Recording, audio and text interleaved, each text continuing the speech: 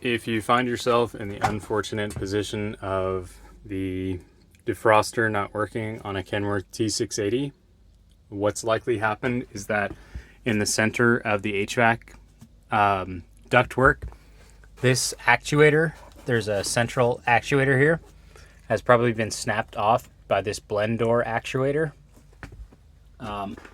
These blend door actuators are sold as a module. If you buy it from PACCAR, it's going to be about $100. If you get it from AutoZone or Amazon, that's going to be $30 or $17 respectively.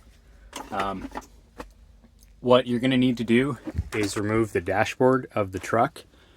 This is a really time-consuming task, but it's not complicated. There are a bunch of set screws that hold the dashboard in place. They look like this. You're going to want to remove all these. There's probably about 40 of them that hold various components on the truck, depending on which model you have or which model you're working on. And then that'll allow you to access the blend door actuators. There are 5 of them. This is your fresh recirculate actuator. This is your temperature actuator, and then the remaining 1, 2, and 3 actuators are for the respective HVAC controls. This one in the center, I'm pretty sure, but I'm not certain, is your defroster actuator. These, if you get them on the internet for $14 or $30, are cheap enough that if you just replace these 3, you shouldn't have any issues. And the actuators will need to be reprogrammed by a dealer once they're installed. Do not turn the module on once you've replaced the actuators, or it'll snap the plastic again. These plastic doors are really brittle.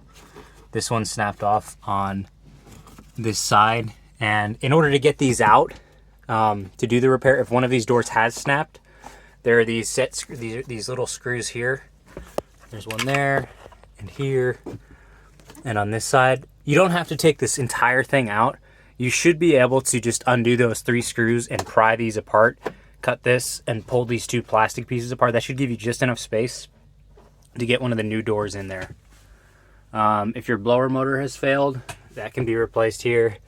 There's 3 screws that hold the blower motor in. 1, 2, 3. And the filter up top. This is your inner filter on the T680 HVAC system. It's also similar on the Peterbilt 579. This is not a filter. This is your coolant evaporator, where your heat is blown, or cold air is blown over this to heat the truck. This is your AC evaporator, where warm air is blown over the cold coils to cool your truck. That's how that works.